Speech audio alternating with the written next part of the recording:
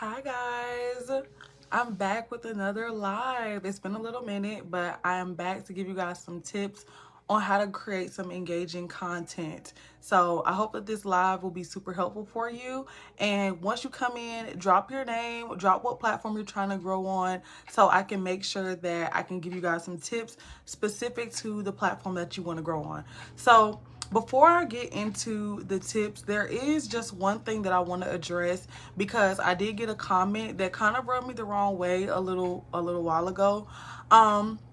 This comment was talking about the fact that I post a link to my workbook. So I just wanted to say something right quick, right at the beginning of the live, before I give all of my tips to kind of address what was said to me. So first things first, content creation is not a get rich quick scheme. You feel me? I think a lot of people will try to present it to you that way. And if people are presenting it to you that way, you need to be very aware of the fact that people are using, certain lifestyles and things that they know people attain to. People want to work, for themselves. People want to be able to make a lot of money. And yes, these are things that you can do through content creation, but these things do not happen overnight.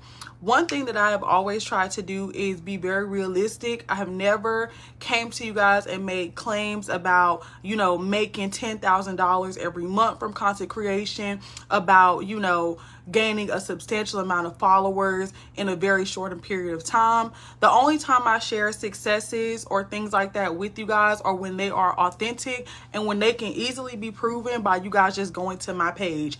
And the reason that I even got into teaching and coaching when it comes to content creation is because I saw a lot of people taking generic information, selling this information over and over again, and it really was not helping the girls. And I really do this from a place of wanting to help. So the thing is, I offer a lot of free resources, just like this live. I'm going to give you guys a lot of free, actually helpful advice. And then you guys have the option on your own if you want to take that next step and get some of the other things that I offer, like coaching calls or the workbook or all of that. But it's not something that I'm going to like pressure you guys to do. If all you want to do for me is get the free content, then you're going to get some gems. I'm not going to hold back just because it's free. So when I do decide to showcase the stuff that I have worked hard on, worked for months, and have proven, I took this workbook and I used the tips and tricks in this workbook and proven on my own page that these things work. When I do finally promote those things, it's very hurtful when I get comments that say things like I'm just spamming or that I'm trying to scam people, because there are a lot of scammers out here. But one thing that I've never been and I never will be is a scammer. So you guys can guarantee that any information you get from me is going to be valid and validated. All right, now that that's out the way, let's go ahead and get into the tips. I hope that you guys are doing good. Like I said, once you guys join in, drop your TikTok, your Instagram, whatever platform you're trying to grow on the most. Hey, Mrs., how you doing, lovely? All right, so today we're going to be talking about how to create engaging content. So these tips, I've been using them over the past few months, but really, really heavy over the last couple of weeks, because I've been really trying to figure out what is it that makes viral content. What I've also been doing is I've been taking these tips and I've been taking these videos and I've put them on YouTube, Facebook, Lemon 8, Instagram, TikTok, all of these different platforms to see how they perform. And they have performed well on all of these platforms. So I know that these tips are going to help you no matter what platform you're trying to grow on. So without any further ado, let's just go ahead and get into the tips. So the first thing that is a helpful tip when it comes to creating engaging content is your hook. Now, I'm sure that you may or may not have heard about hooks before, but I know that I've talked about hooks in a different live stream, but I want to break this down really specific and give you guys some different ideas for how to actually create an engaging hook. So you can have two types of hooks. You can have a visual hook, which is based off of what you're seeing on the screen, or you can have a text hook. A text hook is going to be the words that are on the screen. So for example, let's say that I'm doing a makeup video, right? The visual hook could be me taking my foundation and pouring it on my face. Now, a really good a visual hook would be taking a large amount of my foundation and putting it on my face, you know, even if it's just for that initial shot, because that's what's going to capture people's attention. The next thing when it comes to creating a hook is, like I said, the words that are on the screen. So sometimes if you cannot immediately tell what's going on from the first frame of your video, which I always recommend, you want to use text in order to help people understand what exactly they're going to be seeing in your video. So one of my videos that just went viral is Dollar Tree luxury finds, and that is the first thing that you see on the screen. And in the first frame, I'm holding up a candle holder that has this luxurious look. So I'm using the visual appeal of the candle holder, and then I'm also using the text to describe what's happening in the video. So that's the first element when it comes to a hook. Let me give you guys some other tips when it comes to creating a good hook. I wrote this down in my iPad. If you see, I see me looking down. So the first type of hook that you can create is tips.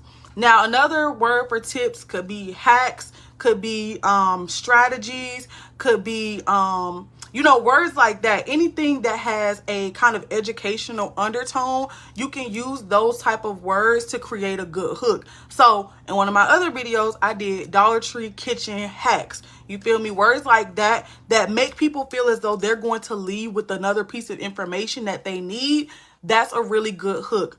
The next thing is a claim. So I'm going to give you guys a bad example first, or I'm not going to say bad, but maybe an unethical example first, just because I know we've all seen this one.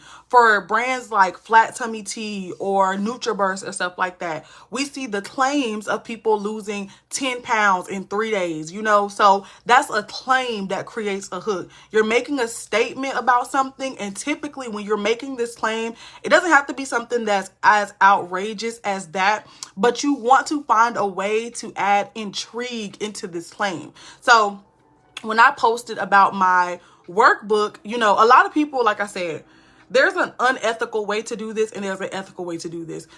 Unethical, to make it very straightforward, is telling a bold-faced lie. You don't want to lie to people when you're creating your content, okay? But what you can do is you can find the truth in your content that has the most intrigue. This is an example that I gave one of my mentees. She does makeup, so she's a makeup artist. So we were talking about how she creates drugstore makeup videos and how she could use intrigue with her hook to make it stand out even more.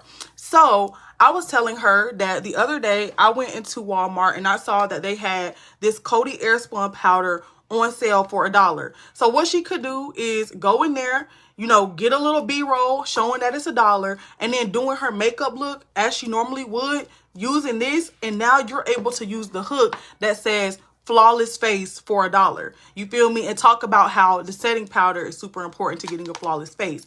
You feel me? So you just have to find ways to add that intrigue with the things that you already have. So I'm going to give you guys another example, right? Let's say I wanted to like do my eyebrows, right? And this is a beauty video, okay? So in order to add the intrigue, I can do my eyebrows at home, but I can talk about how these razors that I bought from Target were only $3. So you could say DIY eyebrows for $3, you know? So using what you have, creating the intrigue based off of what you already have. But again, you don't want to be unethical about this. You don't want to lie. And a lot of people do lie. A lot of people lie when it comes to their content, and we call it clickbait. You don't want to clickbait people, but you do want to have that intrigue, okay? The next thing that you can do to create an engaging hook is calling out a specific audience. So I'm going to give you guys an example of this. I did a video on my Instagram a couple days ago. I'm sorry, it was not a couple days ago. It was like a few weeks ago, maybe even a month ago, where I said calling all the plus size, curvy and confident girls, you know, 5'5" thick, you know, all of that stuff. But it was very specific. I want to say what it said exactly was calling all the 5'5", 200 plus curvy and confident babes, cancel that lipo, you look good. And then it was just a slideshow of my pictures. But I'm talking to a very specific audience, and that's my target audience. So whoever your target audience is, a good way that you can create a hook and find them is by calling them out. Let's say that you're a mom content creator, right? You can make a collage of all of some videos and photos that you have and say, this page is for the stay-at-home mom who blah, blah, blah, blah. Whatever exactly explains you and the type of content that you create. So that's always a really good example, something that you can always fall back on to create an engaging hook, calling out your audience. And then I talked about this already, the intrigue, building the intrigue in any way that you can when you're putting those text hooks. Now, like the example I showed earlier, or I was talking about, if I was doing a makeup video, I'm sure you've seen where people do these exaggerated things at the very beginning of their video. Like if I was to squirt a whole bunch of foundation on my face, right? Now, you don't actually have to use that foundation on your face. What you could do, you could squirt a whole bunch of foundation on your face, or even better, you could take a cheap Dollar Tree foundation, right? You know what I'm saying? And then kind of like cover your bottle so you can't see it, squirt it, or be super close up, wipe it off, and then do your original makeup routine. Because the intrigue is people want to see, how are you going to take this and turn it into something good? You know, it's the same way when people start off a transformation video in their bonnet and then they come back super glammed up. That's what builds the intrigue. So those are some strategies that you guys can use for creating good text and visual hooks. But let's go ahead and move on to the next steps. If you guys are in here, let me get a hey. What platforms are you trying to grow on? Instagram, TikTok, Twitter, Limit 8. I want to know what you guys are trying to grow on so I can give you some specific tips for your platform. All right, let's move on to the next thing for creating engaging content. The next thing is trends. I'm sure we all know about trending audios, but there's different types of trends as well. So you do have trending audios, but you also have trending dances, and you also have trending culture. So let's talk about the culture for a second. Right now, if you guys are into female rap, JT and Glorilla are kind of beefing right now. So that's a trending topic. The eclipse is about to happen. The solar eclipse, that's a trending topic. Ozempic is a trending topic. There are a lot of different trending topics that's happening right now. A few weeks ago, Love is Blind was a trending topic because it was something that people were watching. So you can take these trending topics and you can intertwine them with your niche so that you can gain the viewership from people that are interested in that trending topic, but you can translate them into your followers by meshing it with your niche. Let me give you guys an example of this. I actually posted this in the group. There was a realtor who did a video about what house she would sell to each of the Love is Blind castmates. And it was such a cute, simple video. You know, it wasn't even that serious. It was kind of funny. Like she was giving some of the girls mansions, giving some of the guys boxes on the streets. You know, it was funny. But from it, what we learned was that she's a realtor. And I'm sure because the video had, I want to say like 250,000 views, I'm sure that she was able to secure some clientele in her area, or at least raise brand awareness for her realty agency. So you can take these trending topics and you can combine them with who you're trying to target. If you're a makeup artist or a skincare girly, you can talk about I'm gonna stick specifically with Love is Blind. You can talk about what makeup look you would have done on AD, you know, because her makeup was such a trending topic. You could talk about what skincare routine you would do if you was on Love is Blind. That one wasn't as good as the other ones, but yeah. Okay. Trying to grow on everything. Well, that is perfect because you're in the age of short form content, and short form content can be posted across all your platforms. Right now, all of my platforms are growing because I'm taking the same short-term video and I'm posting it on all of them. You can post on YouTube Shorts, Instagram Reels, Facebook Reels, Limit 8. I believe you can even put Reels or short-form content on Pinterest now. So if you're trying to grow on multiple platforms, my strategy for you specifically would be to focus on short-form video. What if finding a niche is hard? I do multiple things. Any suggestions for that? Yes. So when it comes to finding a niche, you want to find something that you are good at. Let's look at the page in the workbook that talks about this, because I think that this will be helpful for a lot of people. So you guys remind me that we are on trends, and I'll come back to this, but let's cover finding a niche because I know that this is something that a lot of people struggle with. So I'm going to go ahead and open up the workbook. Like I said, I think that this will be really helpful and eye-opening for a lot of people. Finding your niche is not just about the things that you are interested in or just the things that you do. There's a few different factors. So this is the niche page.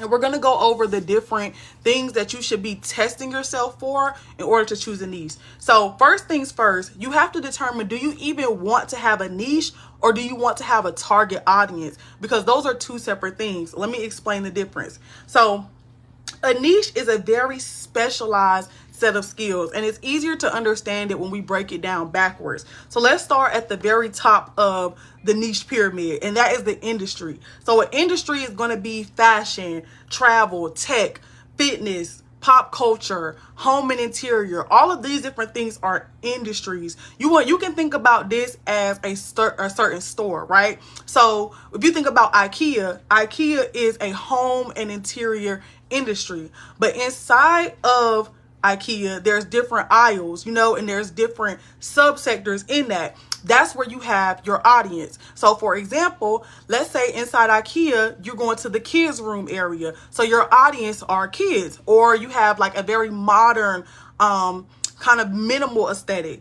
That's your audience. Or you have the boho farmhouse aesthetic. That's your audience. Your audience is the group of people within that industry. So let's say you have fashion. Plus size would be an audience. Straight size would be an audience. Streetwear would be an audience. All of those different subcategories would be your audience. And then if you have an industry and an audience, and then you take it even further, that's where you have a niche. So a niche is when you take an audience in an industry and you solve a very specific problem.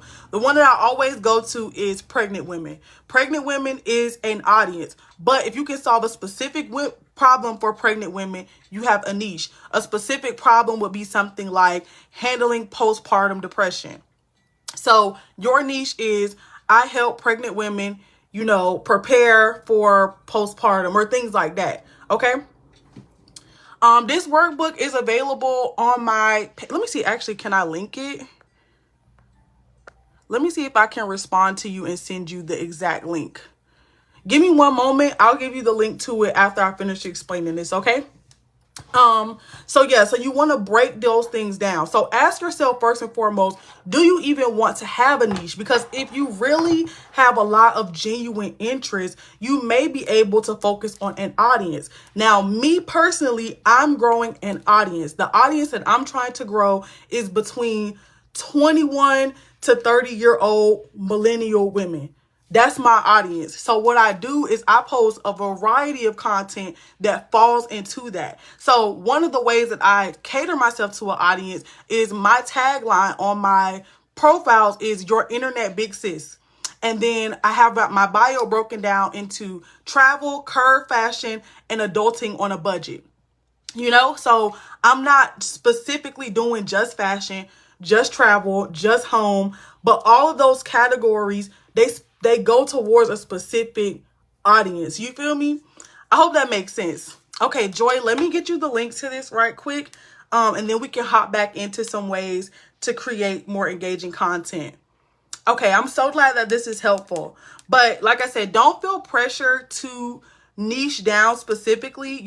Start with just an industry or an audience if you need to. And then I'm going to go back into, after I get this link over to Joy, I'm going to go back into the different questions that you need to ask yourself in order to pick what niche you need to focus on. Okay, so here's that link. And it's actually, the workbook is 50% off for the next 24 hours. If anybody else wants the link as well. I just really want as many people to be able to get their hands on this. Because like I said in the beginning, there's so much like generic information that's going around. I want y'all actually to win. Like, content creation is a booming industry. It's over $1 billion in this industry. Okay. And we can all get our little cut. Okay, there you go, Joy. I just sent you the link. It is posting now. So let me go back and talk about the different things that you need to ask yourself in order to choose a niche. You are very welcome. Okay, so you have your niche idea, right? What you need to ask yourself first and foremost is, do I have something to teach or share? So for example, let's say I'm really into astrology, right? But I'm not well versed enough in astrology where I have something to teach or share. The only thing that I could personally share would be information about my zodiac sign because that's all that I know about. So unless I'm willing to narrow down to my specific zodiac sign and my specific area of expertise, this is not going to be a niche that works for me. The next thing that you want to ask yourself is, do you have personal experience that you can prove? This is really important because let's say I've had someone talk about being a finance influencer, right? But they don't have like any background in finance. They don't have any experience that they can prove in finance. So that might not be a good area for them to start with. You know, if anything, if they want to start with a niche of learning about finance, you know, and they're showcasing people the things that they're learning along the way, all of the mistakes that they made in the past, that's a niche, but you can't like teach people things that you don't necessarily know about. So ask yourself, do I have experience in this thing that I can show and prove? If you're really big on fashion and you can put together pieces from Pinterest, that's all well and good. But if you're going to be a fashion creator, you're going to have to figure out a very creative way to do that if you don't have clothes in your closet that match the aesthetic you're trying to go for. The next thing is, how easily can I make this content? Now let's go back to the fashion thing, because I'm someone that considers myself a fashion influencer, but there's been periods of time where it's been hard for me to be consistent with creating fashion content because at the end of the day, I'm a type of girly that'll throw on some sweatpants and, you know, a two-piece matching sweatsuit, and I'll just call it a day. So you have to ask yourself, how easy is it for me to do this every single day? If you want to be, well, let me not necessarily say every single day, because you don't have to create content every single day to be like a content creator. You can batch create a bunch of content at one time. But even with that, ask yourself, can you do that? How easily can you do that? Because with fashion content, it takes a lot of work changing clothes. I don't know if you guys have ever filmed like a haul video or a fashion video. It takes a lot of work. So if you don't have like the time to dedicate to it, it could be a lot. If you want to be like a cooking influencer, a chef, you have to batch create a bunch of content at one time, or you have to have a setup that makes it easy for you to record, you know, something whenever you're feeling inspired. So whatever that idea is, this is really important. Ask yourself, how easy is it for you to create? Because that's going to determine how consistent you can be. And a lot of times we pick a niche that we have interest in, but it's not easy for us to be consistent in it. So we don't end up getting the growth that we want. Okay. The next thing is, can this niche be broken down even more? This goes into what we were talking about industries, audiences, and niches. So if you just start up here at the top with fashion, like I said before, it can be broken down into a lot of different categories. So ask yourself, can this be broken down even more? Because the more specific you can be about who your content is for, the easier it's going to be for you to grow, and the easier it's going to be for you to pitch yourself to brand sponsorships, okay? Oh, awesome, Joy. I just got that you got your workbook. That's amazing. Please let me know how you like it. I know it's going to be a game changer for you. So keep me updated about your progress. Okay. And the very last thing is that, does this niche align with your mission? Now, this one is super important, and I think a lot of people don't fully like grasp this one. And I want to give you guys a personal story and my personal testament to your niche aligning with your mission. When I was around 19 years old, I really didn't have a lot of sense of direction as far as what I wanted to do. I had been in college, but I no longer could afford it because of a financial aid mistake. And there was a lot of things just going on. And I remember at the time, I had an Instagram presence, probably of around 7,000 followers.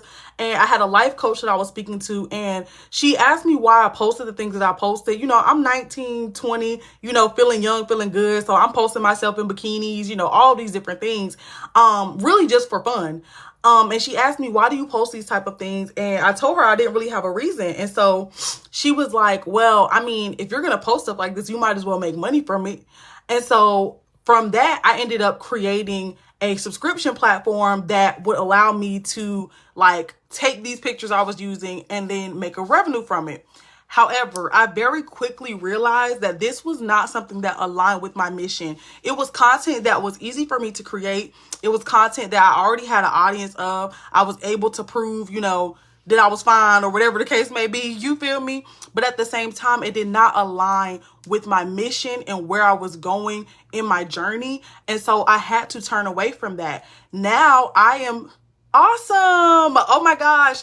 I'm so glad you guys got your workbooks. Listen, you guys have to keep me updated because I know once you start going through these exercises, you're going to be so excited. Like literally all of my mentees that we've worked through it together, they get so excited doing the exercises. So y'all please message me and keep me updated on your progress. But yeah, so I had garnered, I want to say from there, I gained another 3,000 followers. So about 10,000 of my followers at this point.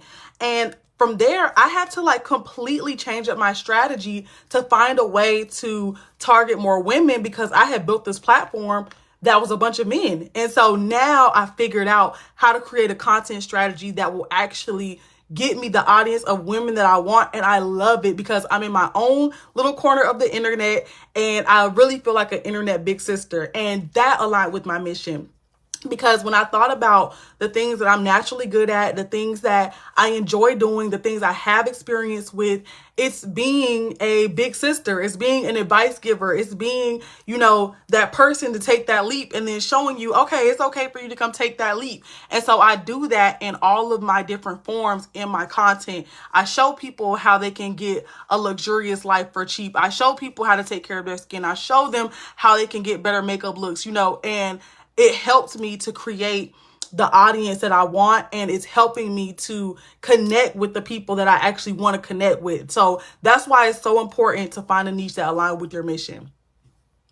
You are so welcome. All right, so we talked about,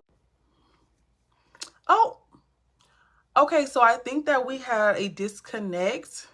Hopefully you guys can hear me now.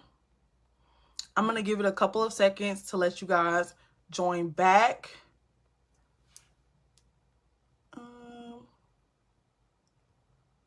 Okay, perfect. We're back. All right, so sorry about that. Sorry about that disconnect, y'all. But the trending audios will have the little arrow beside them on Instagram and on TikTok. And what that means is that a lot of people are viewing that audio right now. So if you have a video where, you're doing a voiceover, consider using a trending audio and just turning the sound down a little bit so that you can get that exposure from that trending audio.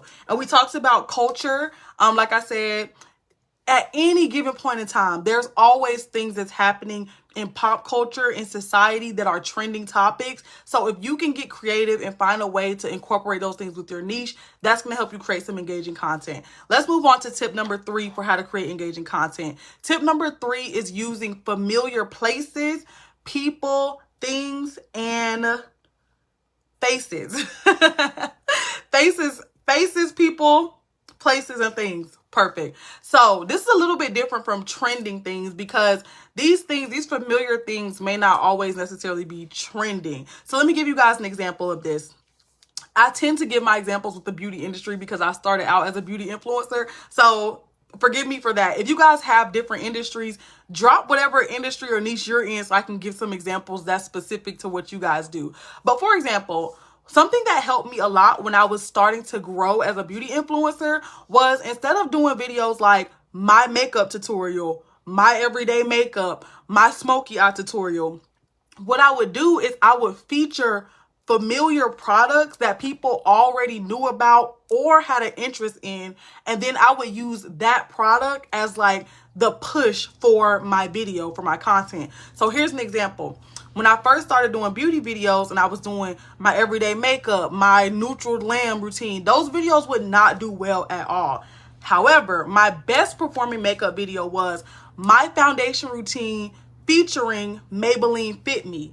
Now, mind you, I didn't have a Maybelline sponsorship or anything like that at the time. This was just the foundation that I already used. So what I did was I just used what I already used and allowed that to be a forefront. Because what happened was people were searching for Maybelline Fit Me. They wanted reviews on it. They wanted to know what shade they should get. So when people saw me in my thumbnail and they saw me using this foundation, they were interested because they were like, okay, I can see what shade of makeup that I'm going to be using.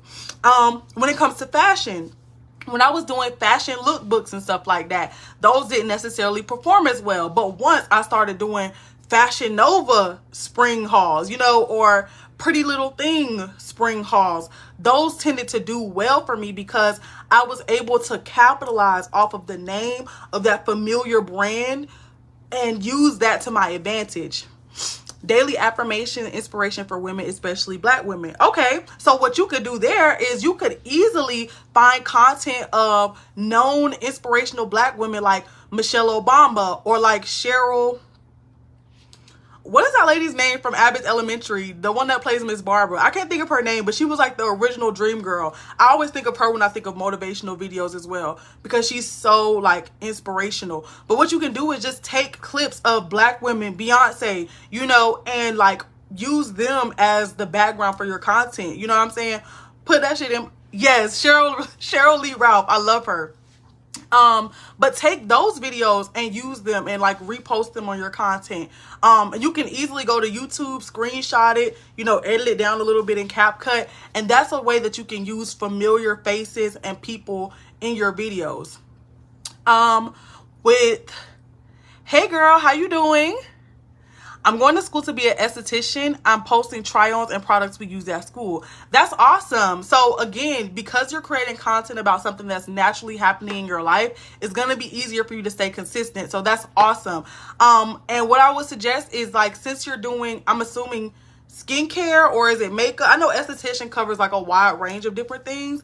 But utilize those things in your content. Answer questions for people. And just show up and allow yourself to become an expert in your field. But yeah, when it comes to like being an esthetician, just the word esthetician can be, sometimes that familiarity can be words as well. So like if I'm doing a video, right, like, and or let's say you're doing a video and you're doing a day in my life, instead of doing a day in my life with an upcoming esthetician. You feel me? That like narrows down your audience, and it also gives people something to like want to watch it for, because you're not just relying on people to watch it for you. You're showing them how you're like beneficial to them through your content. You are so welcome. Thank you for the follow, gorgeous. All right, so let's go ahead. If everybody understands that one, let's do a quick recap of everything that I've said so far. That way we can all be on the same page, and then I'm going to talk about the next tip for creating engaging content. I didn't think of that. I was doing a day in my life. Yes, like let people know, let people connect with you off of that common interest. Hope you all just come in the room. I would say I applied some of the things. Oh my gosh, yes, that makes me so happy. Oh, I have a screenshot. Okay, Yamini, that's how you pronounce your name, right? I want to make sure I'm saying it right. Yamini was in our last live and we did some talking. I think I gave her a page review and gave her some tips, but she said that I'm coming around. I will say I applied some of the things that you said, and baby, my views went up. My algorithm is definitely changing. Thank you so much. And my sales are going up. Oh my gosh, girl, that made my day. I love that, because not to go on a tangent right quick, but I just know that there is so much like false information going out here in the content game. There's so much, you know, like false hope going on.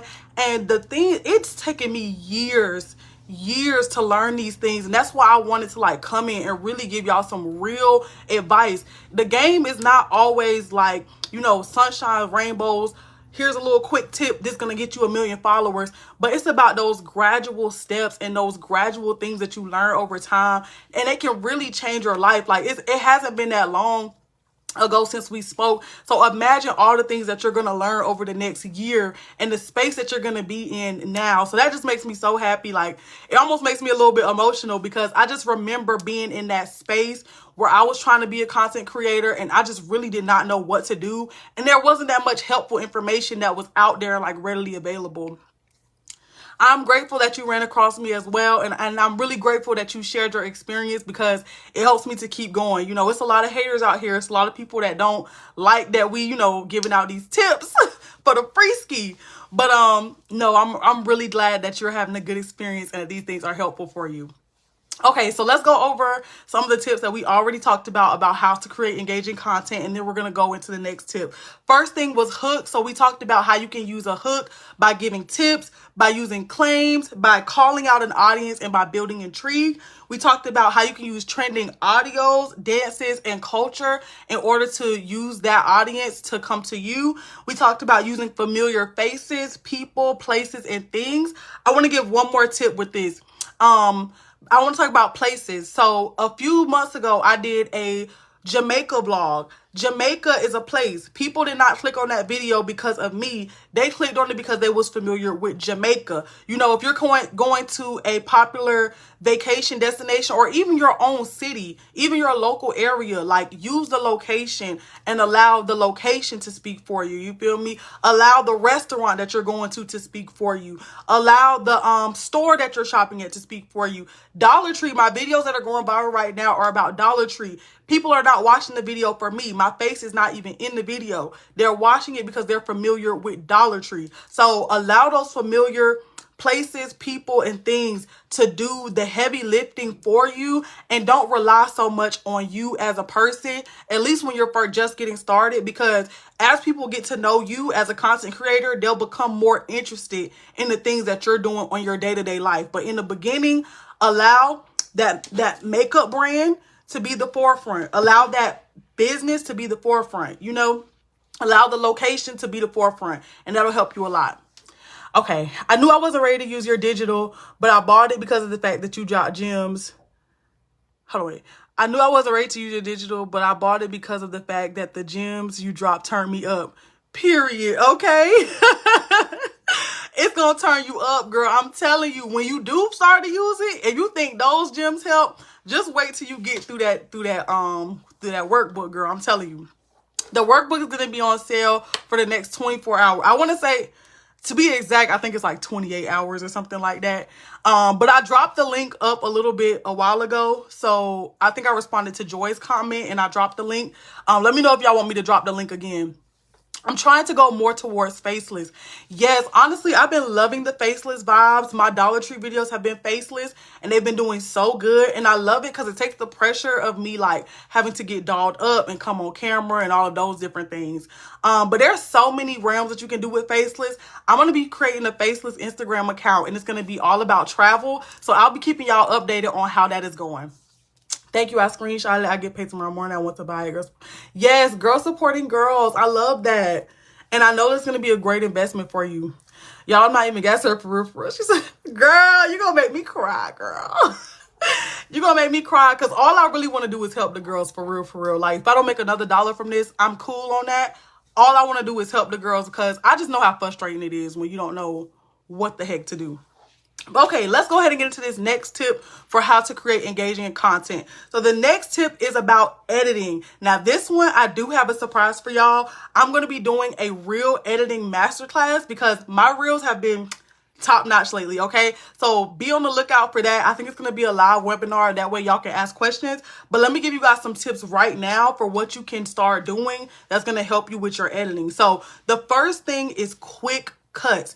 You want to get to the point with your reels as fast as possible. You don't want to have clips that are more than 1 to 2 seconds long.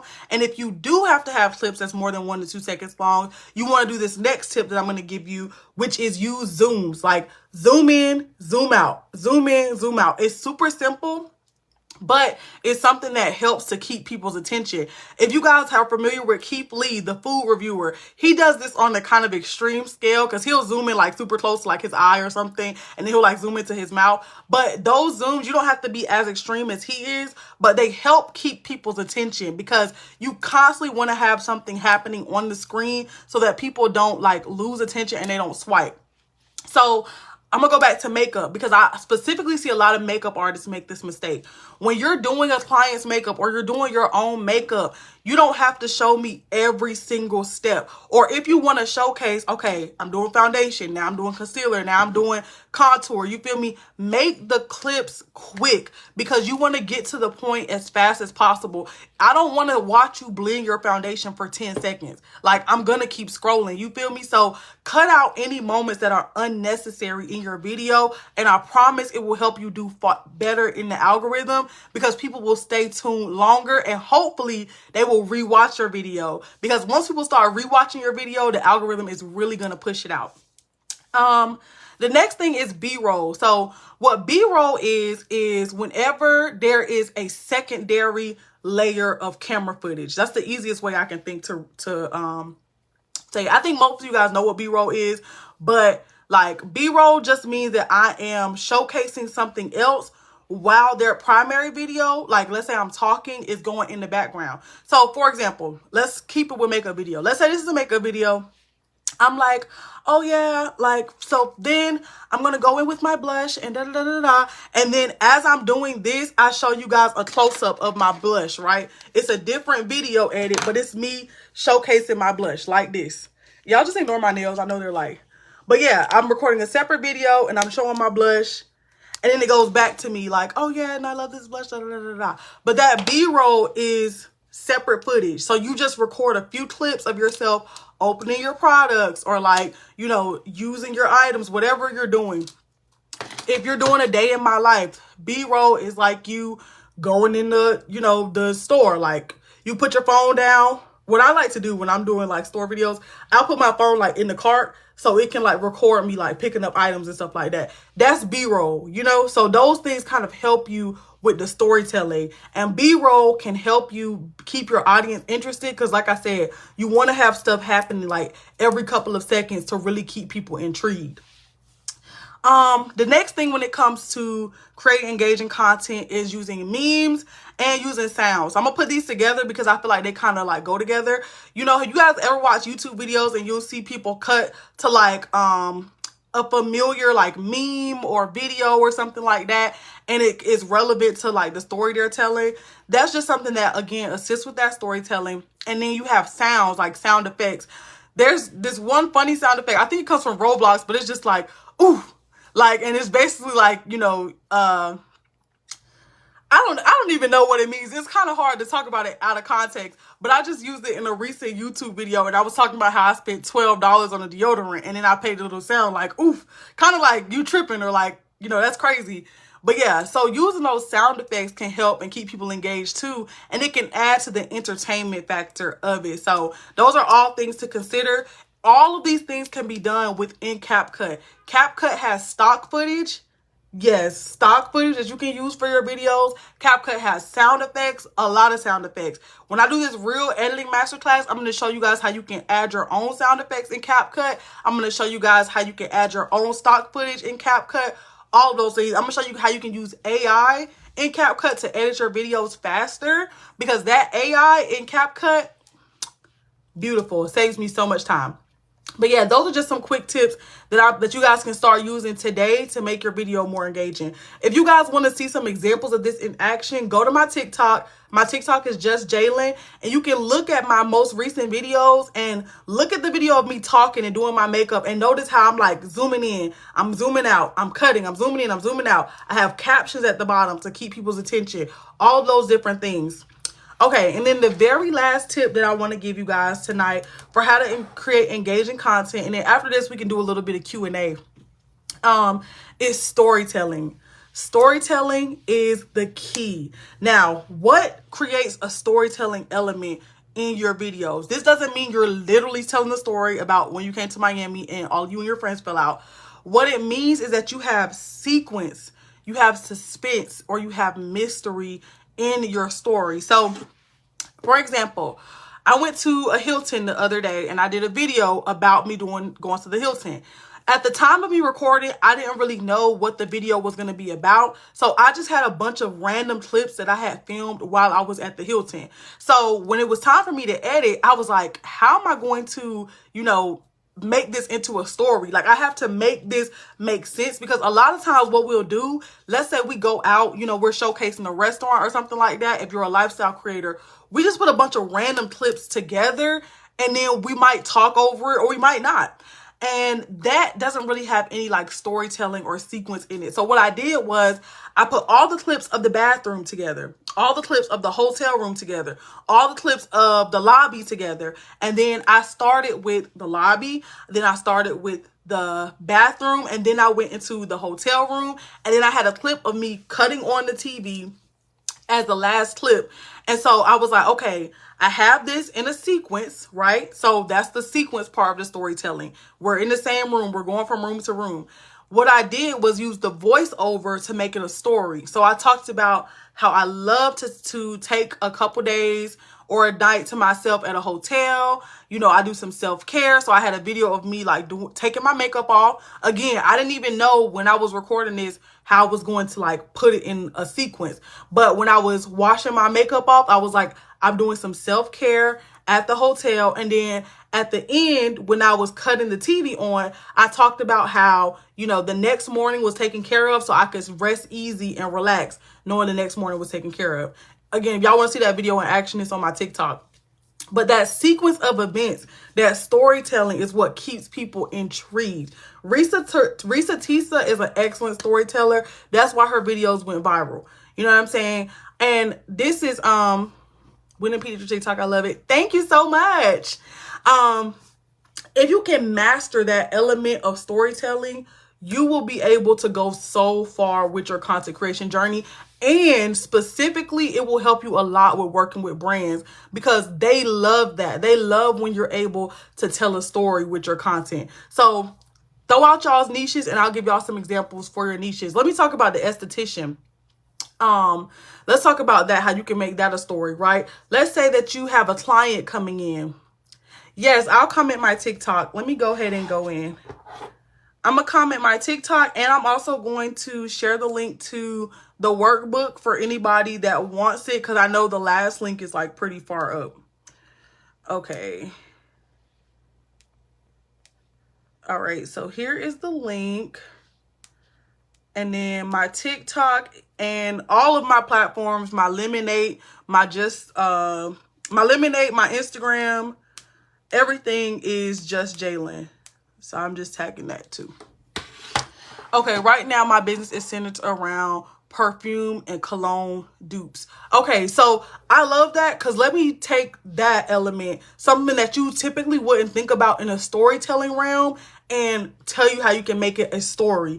So with that, it's more about the sequence, right? So it's super easy because all you have to do is showcase the original, right? Whether that's a picture of the original or whether that's like, you know, you actually have a video of the original.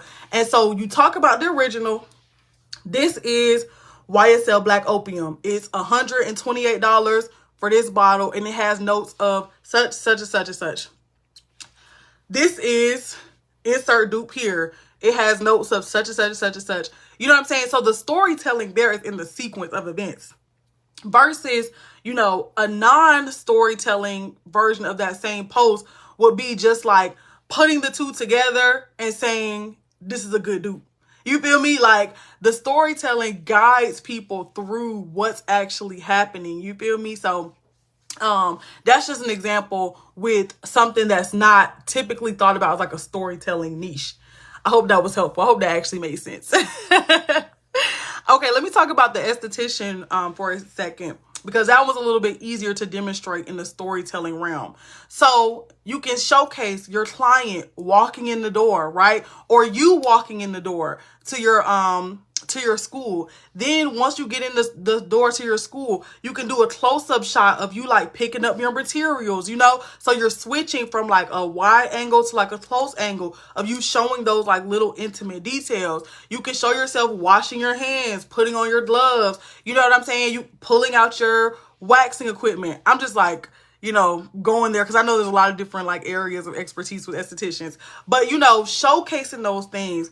Just to go back a little bit into B-roll, getting good B-roll is getting good movement, getting organic, establishing shots. So like, let's say you were like a waxer and like waxing was what you focused on as an esthetician, you know, instead of just like getting a video of the wax machine, not doing anything, like put a stick in it, stir it up. You know what I'm saying? Like get some movement in there. movement is really good for B-roll. And always record 10 seconds of B-roll, and then you keep the 1 to 2 seconds that is the best quality. If you have an iPhone, you can shoot your content from a wide angle. So there's 2 little buttons on the bottom of your camera. One of them says like a little 1 and it's in a circle, and then there's like 0.5. If you click 0.5, it will give you a wide angle. This wide angle is what you want to use for when you're at the gym, you're showcasing a restaurant, you're showcasing like room decor. A lot of times we're recording way too close up and people can't see the full thing that's what's happening. So you want to use that wide angle whenever you're trying to show a lot of one area. You want to use your tight angle whenever you're showcasing details, when you're talking, when you're like, you know, like I said, if you're stirring the wax or your B-roll or whatever the case may be. So yeah, that's that on that. But yeah, guys, okay, so that is pretty much all of the tips that I have. I'm sorry, my nose is a little itchy. That's pretty much all of the tips that I have. So if you guys have any questions that you want to ask, if anybody wants me to take a look at their platforms right quick, we can do that. Or if there's any other topics that you guys want to talk about, then we can do that.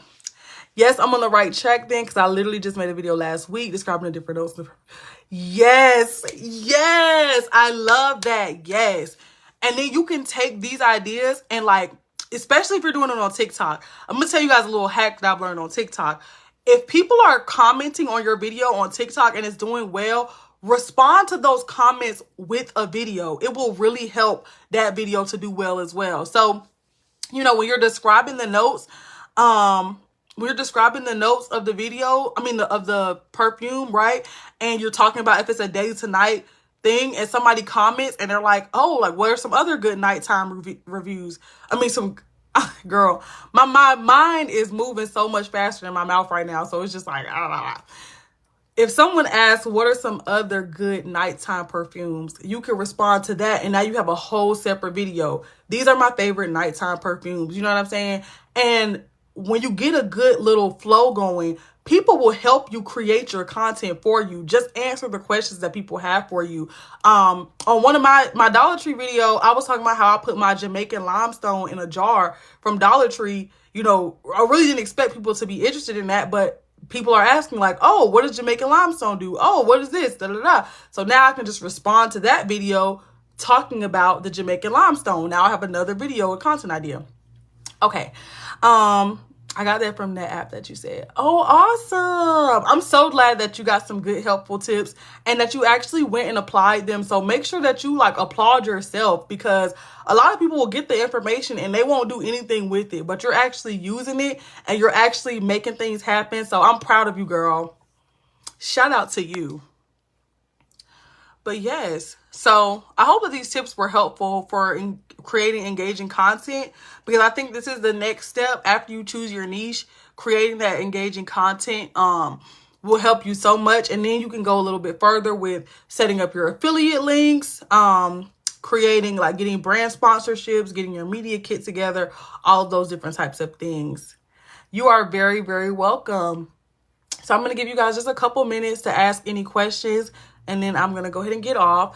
I have a business page and my personal page. My personal has more followers, and of course I've had it longer. I don't know where to post the most, or do I post on both? I'm getting mixed answers from different people on YouTube, etc. Okay, let me go to your page, and that way I can help you, because the thing is, there is no like one size fits all strategy when it comes to YouTube. So when you do like, look in different areas, or you ask different experts or whatever, if they can't look at your page personally, it's hard to know like what exactly is the right thing to do. So I'm gonna look at your page. It's okay. Don't be nervous. I'll be nice.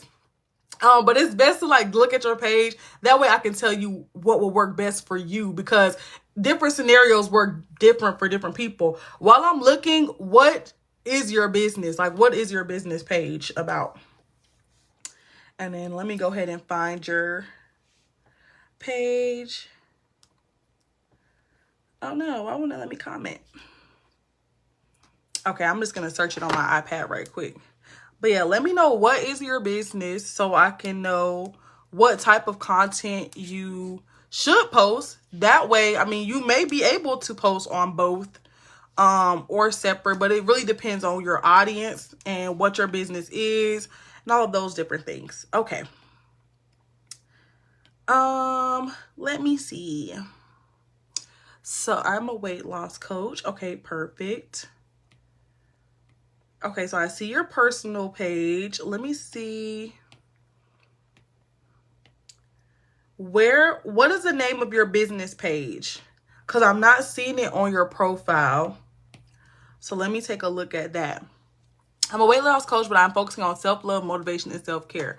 Okay, so all of those kind of have like a personal element to it. So at the time, I would suggest posting on both of your pages. Like what you can do is you can post it on your personal page and then share it to your business page.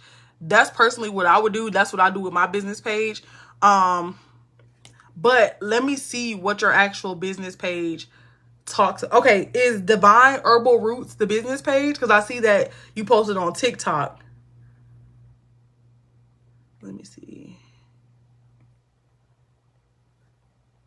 Absolutely share on both. Yeah, share on both. The only reason I was like, let me look at your page and see is because like if your business page was something that didn't have a personal element to it, like weight loss and motivation and all of those things, they have like a personal element to it that a lot of people can relate to, and you may have some overlap between your current personal audience and your business audience. But if you didn't have that overlap there, let's say that you were doing something that was like super specific where it was like business credit or something like that, you know, then that's maybe where I would suggest like building on your business page.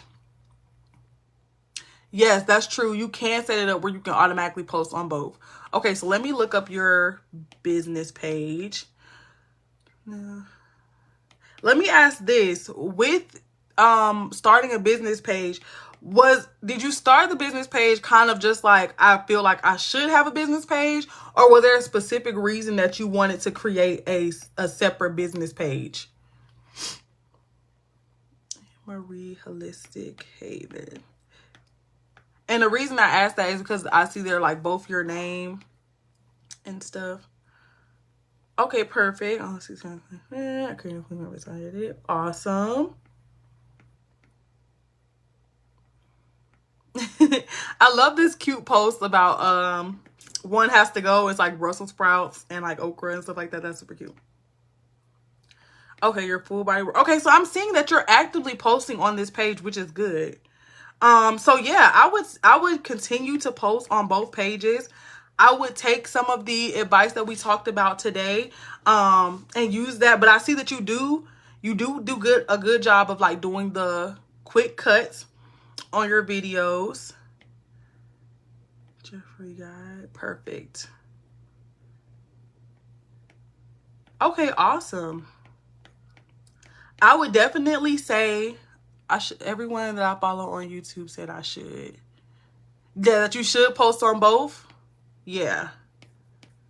Yeah. And I would say again, don't like overthink it. Like don't feel like you have to post different things on both. Like I would say whenever you're posting something that's strictly fitness related, post it on your business page and then share it to your personal page. But whenever you want to post more of like the self-love things like that, oh, that you should start a business page. Okay, got you.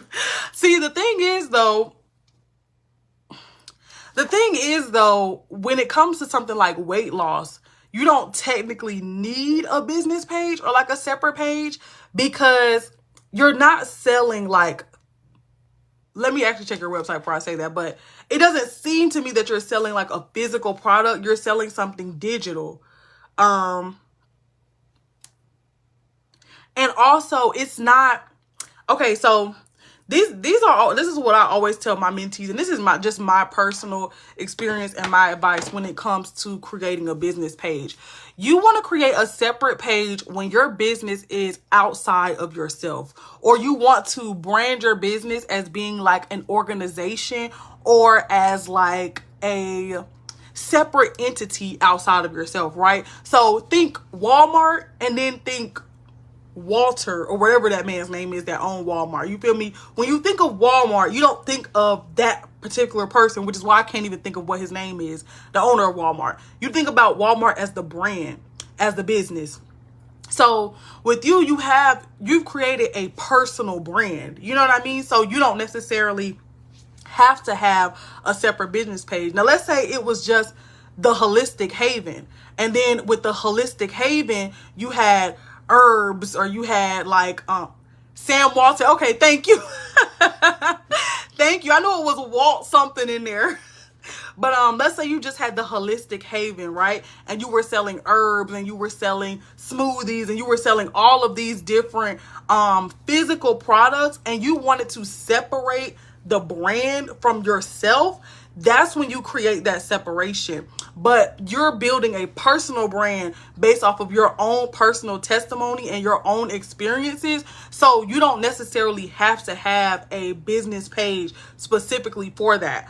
But what I will say is don't delete it, because sometimes as you grow as a creator, to unlock certain elements, like I know there are certain brand partnerships websites where they want you to have a business Facebook page connected to your Instagram.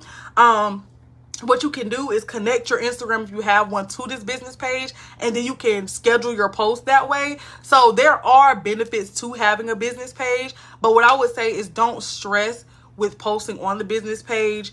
Don't like go out of your way and like make it a huge priority. Take whatever content you're already posting and share it to your business page, or share it to your personal page, vice versa. Because really this is just for formality. Like, you're building a personal brand, so you're going to want to post where the people are, because essentially you're building the same audience on each page, if that makes sense. But yeah, that's definitely his name, Sam Walton. I just could not think of it. I'm terrible when it comes to names, y'all. But Edna, I hope that that was helpful for you. While I'm on your page, let me just give like another little quick overview and see if I have any tips for you.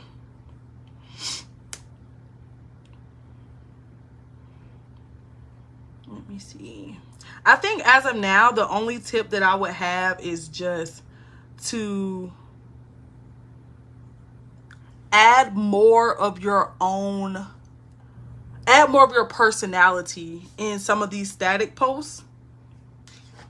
Like this one is super good. A way that you could up the engagement is talking about your, like, which one you would choose, which one has to go for you. You know what I'm saying? Just add a little bit more of like your personality in there. And then let me see. Did you talk in this video?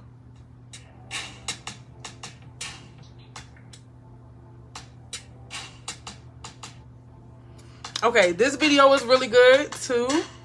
I always recommend talking in your videos when you can. You know, when it makes sense, especially when it's like a longer video like this, because that helps keep people engaged. Yeah, that helps keep people engaged. So I would recommend that. And then I would say lean into the short form content. Lean into the videos like this. You feel me? Because this is what you can post on all the platforms. You know, if you want to grow on all the platforms, you can post it on TikTok, Instagram, YouTube Shorts, all those different things. But you're doing really good, girly. So congratulations. And shout out to you for dropping them pounds, girl, and showcasing the other girls how to do it. Okay? Because I might need that keto guide too. You feel me? But yes, I'm glad that you was able to get some value from this today. You are very welcome. All right, girlies. So I think I'm going to go ahead and head off for tonight. Anybody that wasn't here at the very beginning, I will be keeping this live stream up in the group, so you can go back and watch it once I get off of here. And yeah, no, you're amazing. You're amazing, girly. I really appreciate you guys too for like tuning in and being engaged. Hey girl, why my posts always getting denied? I'm not sure, babe. I'm not an admin or anything like that. If you're promoting, this is a paid promo group. I did have to pay in order to like showcase my workbooks and things like that. So if you're promoting something and you haven't paid for promo, that may be a reason why. But the admins in this group, De'Ara B is an admin. And there's one more. Oh my gosh, she just messaged me. I can't think of her name right now. But yes, I would message one of the admins and see why that is.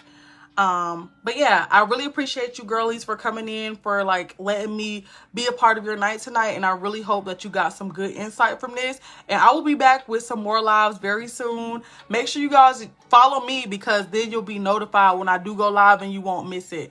But I will see you guys the next time. Thank you to everybody that got the workbook tonight. And I love y'all. Happy content creating. Bye.